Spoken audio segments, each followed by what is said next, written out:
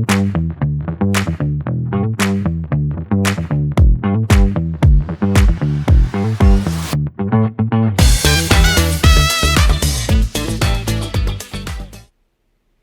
everyone, welcome to Walk the Talk with Bulbeer. So today I am with architect Zarir Mullan and architect Seema Puri. I would like them to introduce themselves too. Hi, I'm Seema Puri. Hi, this is Zarir Mullan, and together we run the firm Seema Architects and Interior Designers, and we're based out of Mumbai, India. Thank you for your time. I really appreciate it. And let's begin. So how did Seema come up and when? So, if I take that question, when we started individually, I was practicing myself, and Seema was still working with the architect Hafiz contractor at that time. When she decided to step out, she had some health issues at that time, and once things cleared out, she set up her own practice in a manner of speaking. Then once we had our son, this was in the year 2001, and that's when we shifted into the new premises, this office where we are in currently. Till then, we were in an earlier office at Prabhadevi. We shifted here in 2001, and that's when actually Seema was conceived, so to speak. So it's now technically 22 years. That's beautiful. So do you have any signature or preferred style of design? Yeah, I think our preferred style would definitely be more contemporary, more modern, more cutting edge. I don't think we like to lean too much towards anything which is classical, although we have done some works like that. But I think our, what comes to us very naturally and what we really like to do is all very contemporary, very modern, and very today. Yeah, I completely agree with what Seema is saying. And in terms of design and design styling, our thoughts and our design vocabulary is very much in sync.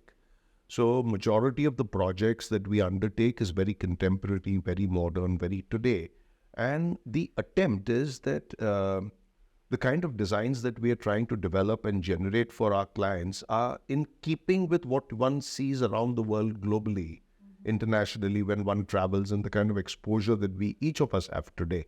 So our thoughts are to do architecture or interiors or design, which is relevant. Relevant meaning in keeping in style with what is around. And contextual as to what you're building for, who you're building for. It has to relate to that particular place, to that particular program. Okay. Who's the boss at home? I think we're both, Honestly speaking, Seema and I met in college. So we were classmates. So right from, we've known each other for eternity, over 35 years. I think after such a long period of time, I'm not certain if anyone is the boss, to be very honest. No. I don't believe. Neither. I don't think. No. I don't think there's any truth in that. So there are times when she accepts what I have to say, and there are times when I accept what she has to say. I always accept. But either which way, I don't think either of us takes decisions without discussing with the other or talking things through. So there's no decision that I would take without first having run it through her. Similarly, if she has something that she's planning, she will discuss it with me. I'll give my views, but she'll do what she wants. Final. On a lighter note. Yes. So what are the kind of projects you are working on nowadays? I think at this point of time in our life, our projects are really interesting.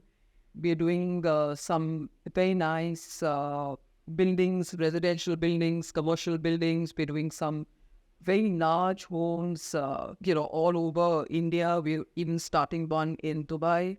We're also doing one of our first really interesting hospitality projects where we're doing a very nice guest house. So A corporate guest house. A very nice mix of Pretty much, yeah. All kinds of projects, and you could say it's one of these really good periods. I think post-COVID has been really good for a whole bunch of us because opened up like so much, so much more work is now there to do. So what is the conclusion when there is a difference in opinion? So, if you're talking professionally speaking, so Seema and I handle different aspects of work.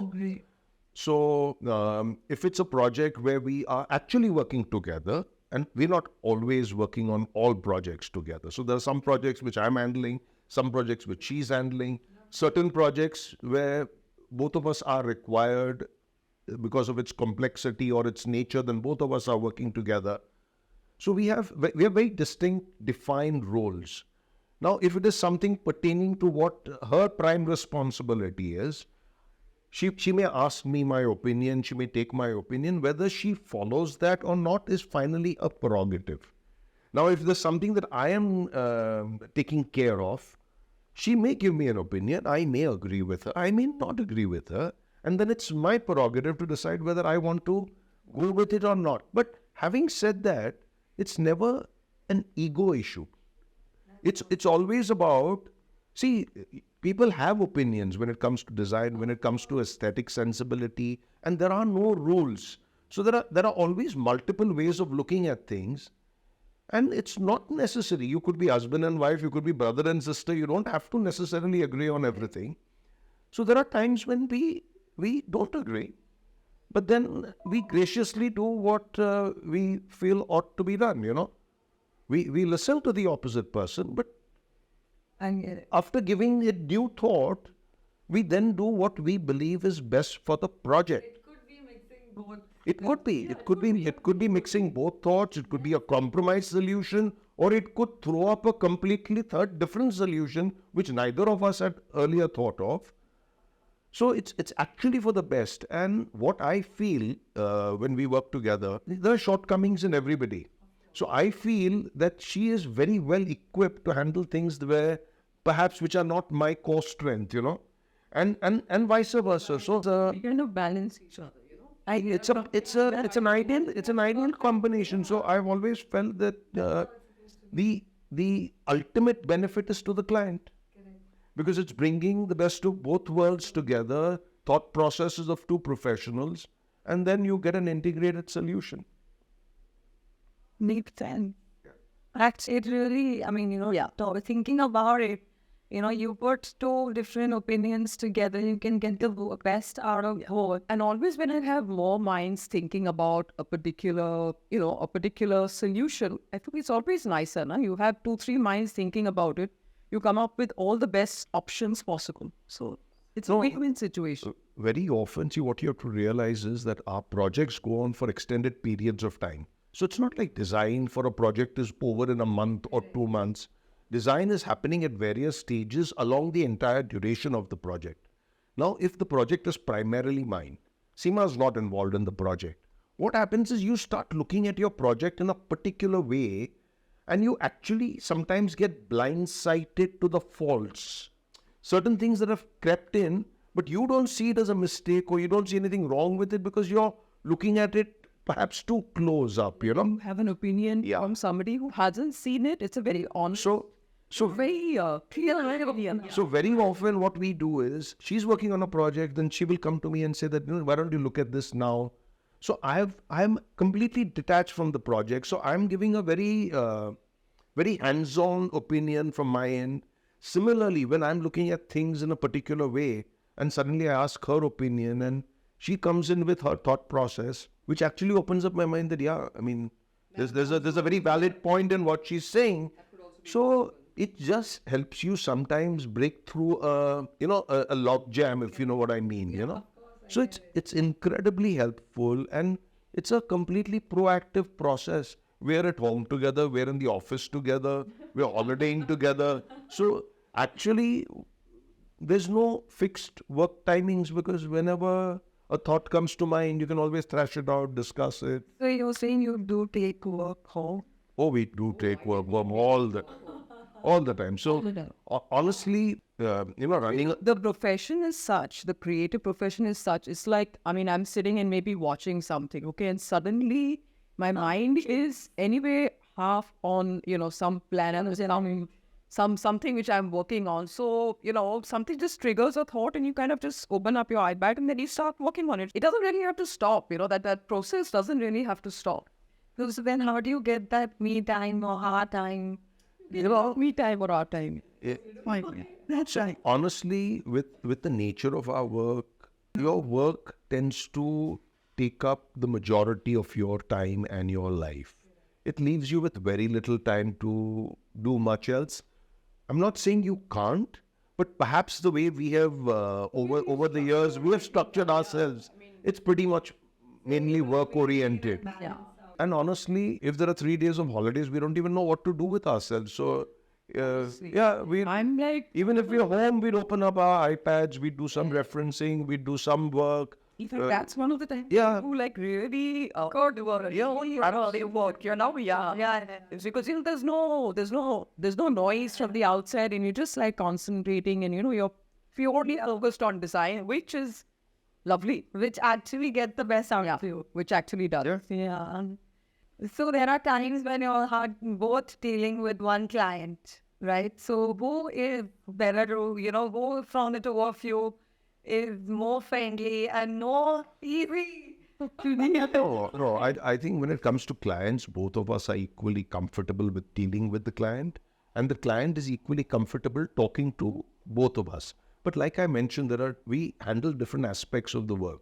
So if it is something which Seema is taking care of, invariably the client will directly call Seema. He or she would probably not even bother to get in touch with me. And if it's an aspect that I am dealing with, then they would directly call me. And in case either I'm not available or she's not available, they'd be equally comfortable talking to the other one. But to be very honest, I see it and I say it. I may be tactful sometimes, but more often than not, I'm very frank. Whereas Zarir is definitely that much, will try and kind of put it across so many more times. He'll explain it so many more times and try to make the client see it from his perspective.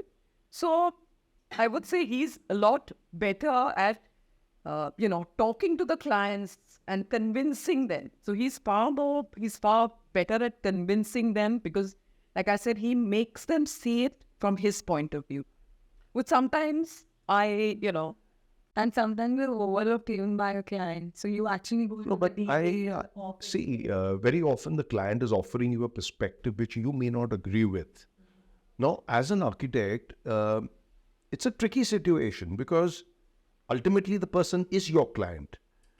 Now, but the client has come to us as architects or designers, and it is our job, it is our duty, I feel, to guide them correctly, not just say yes because the person has suggested something.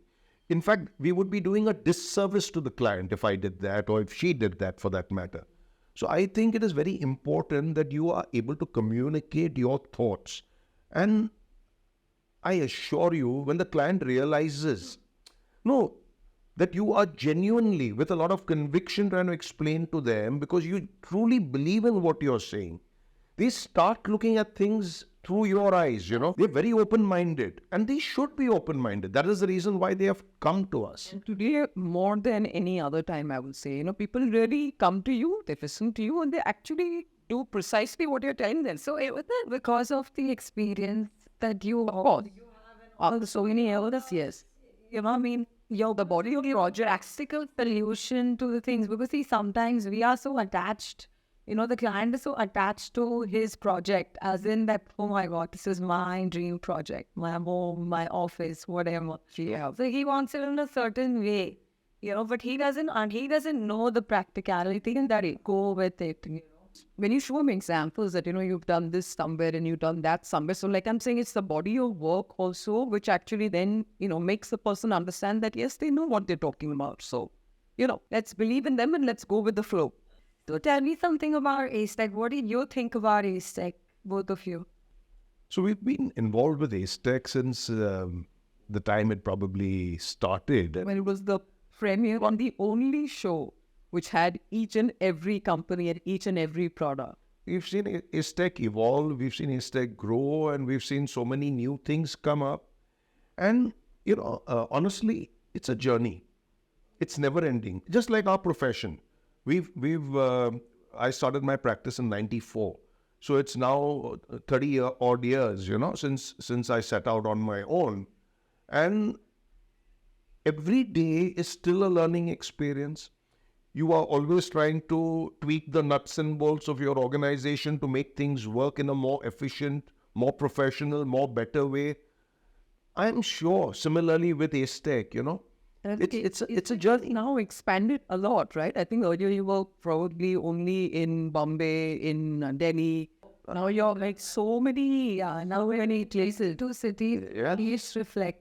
Yes. That's like you went 2 tier, 3 tier. Yeah, which is also amazing because you brought the market to the people in a manner of speaking, cities, etc. They must be really looking forward to having this show, which is kind of introducing so many materials, because otherwise people had to come to Delhi, to come to Bombay, they had to come to Bangalore, and they had to travel. Now they're actually getting the opportunity of having the show in their own city. I mean, how does it get better than that? And I think the timing is perfect because the way I am seeing things, earlier development used to be more concentrated in the metros and the main cities of India. But today it's heartening to see the extent of development happening in other cities. You see the kind of airports coming up in other cities. So it's actually a great time to be in India, in more ways than one.